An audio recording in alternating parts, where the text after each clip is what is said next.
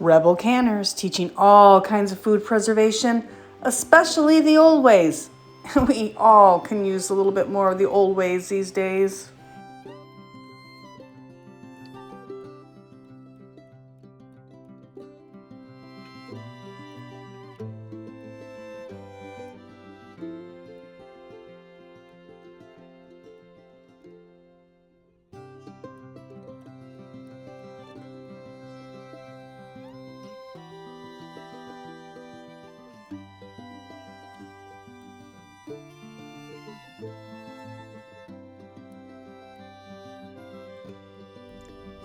Hey, be sure you're subscribed, because sometimes YouTube does some funny things with that.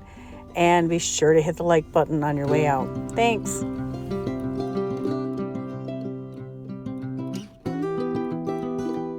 So some of my earliest memories involve going hunting with my dad. And while I don't necessarily enjoy hunting anymore, I do enjoy being part. I have a new role in my family. I love to be the tracker.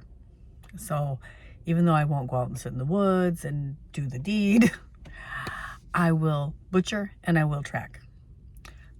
I find that fun. I love it. I'll let the others who are really into the other part of it do that part for our family.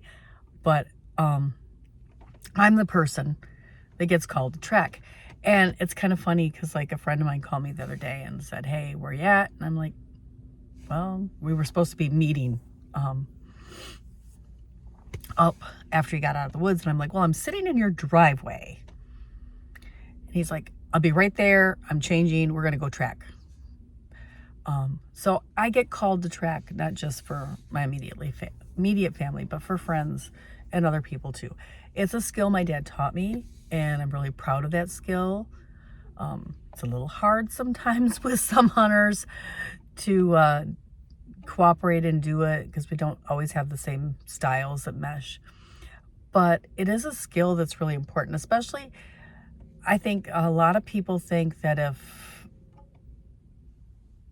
SHTF happens, they're just going to la la la la la out in the woods and everything's going to go perfect and they're going to take their little bow and things will fall and then it'll all be like wonderful and they'll just walk home with, something slung over their shoulder that they can feed their family. And that's not how it works. Even the best hunters and the men in my family are experienced and really good at what they do. And every once in a while they have one that they won't shoot unless they know they have a shot that will take care of the animal in one shot.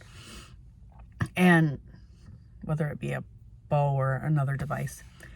And so these skills are still important. And if you don't have them, you're not going to just go out and do whatever you want in the woods and make that work for you. So I'm going to share today in this members only post some tips on tracking, because I think that it's important. I try to share it when I go on nature walks, even when I'm going with my camera. Sometimes I like to track animals to get their picture. So it's not just for me these days. It's very rarely to bring home meat for the freezer. Or canning.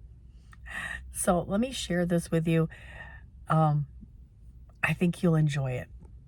And again, this one is designed just for members only. So here we go. When tracking an animal, I think one of the most important things is to actually know the lay of your land, have been out, done some reconnaissance before you ever go out in the woods to sit for the animal.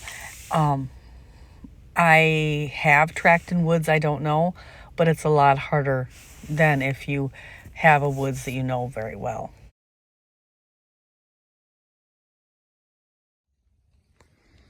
This is a buck rub. You're seeing a clear signal here. This is my territory. Other bucks stay out and they've marked their territory. It can also help you when you're tracking an animal to know that there's evidence of animals in the area to hunt. When you've injured an animal, you're going to be looking for droplets on leaves, and this is a couple examples of what that looks like, where your arrow has went in and the animal's injured. Especially look for things on like the green grass.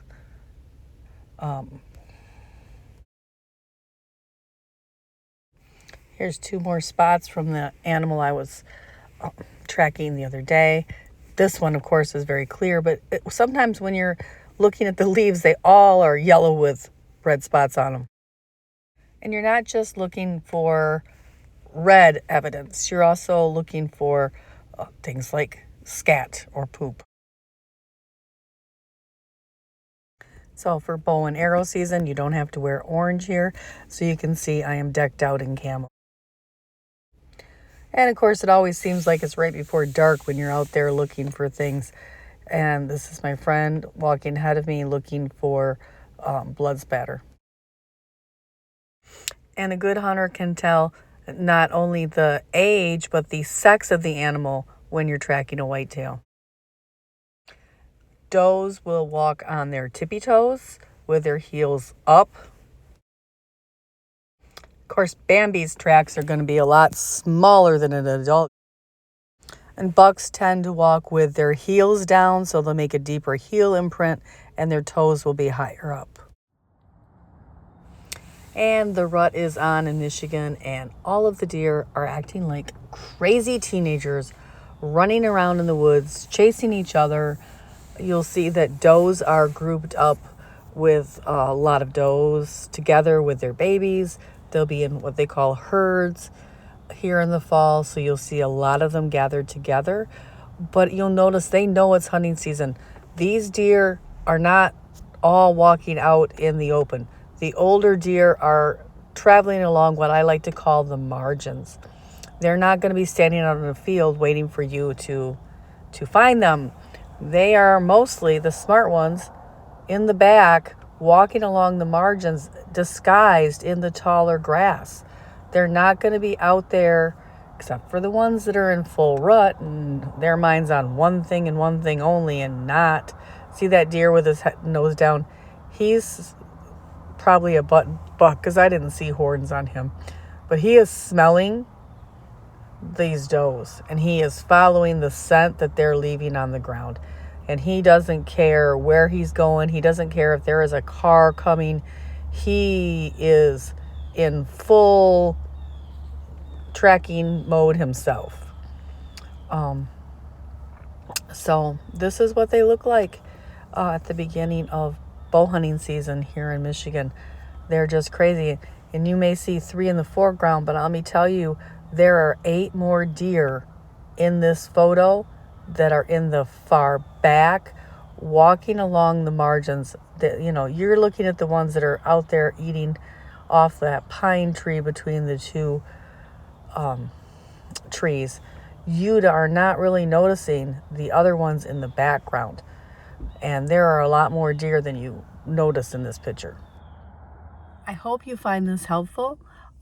When I hunt now, I hunt with my camera, but I think it's really important that you learn tracking skills, study animal tracks so you know what you're seeing when you're in the woods, and understand animals' behavior. Tracking means knowing where they're going to know. We tracked this deer the other night, and we're lost it, marked it with our arrows. We're going to come back in the daylight, check for it. And before we left the woods, knowing this woods as well as we do, my friend said, they always go lay down over here to die. Let's go look over here and see. And we picked the blood trail up 150 yards away from where we left it and chased him down through to the river. Still didn't find him. He did get away, and I feel really bad about that. My friend feels horrible. because it was like a 10-point deer, and that's why he called me for help, because he really wanted to find the deer really bad. It happens to the most excellent hunters. So I think people who don't hunt, who have this idea that they're just going to take it up, if something happens, they're just going to wait and take it up. You need to be sharpening your skills now and make sure that you have skills that that's really your intention. If something goes really wrong and you think you're going to need that skill, it's not something that you can just, okay, today I'm going to do it. It isn't, you know, it's a lot harder than that. So I hope some of these things make you think and make you study, and that's all I have to say. Thank you, members, for being members of my channel. I'm hoping to do more members only content. It's been really hard right now with my son starting college, and my other son still going to a special school where I have to drive him 5 days a week to another town, and I'm going to 3 towns now in some days, so that my one son can do college and the other one's finish his schooling at lower grade level. So please bear with me. I will get you there. I have 60 videos I have made that are coming out over the next 2 years. I've spread them out. And I'm gonna keep making content to fill in between those 60 that I have out. So I can't wait. We are so close in our membership to getting to 10K, and I can't wait to get to 10K. So I hope you enjoy this video. It was a little bit different than what I usually do. I prefer to preserve my venison on the hoof in the field so I can enjoy it and take a camera. But I just thought I'd share this part with you too. So thank you and have a great day, Rebel Canners.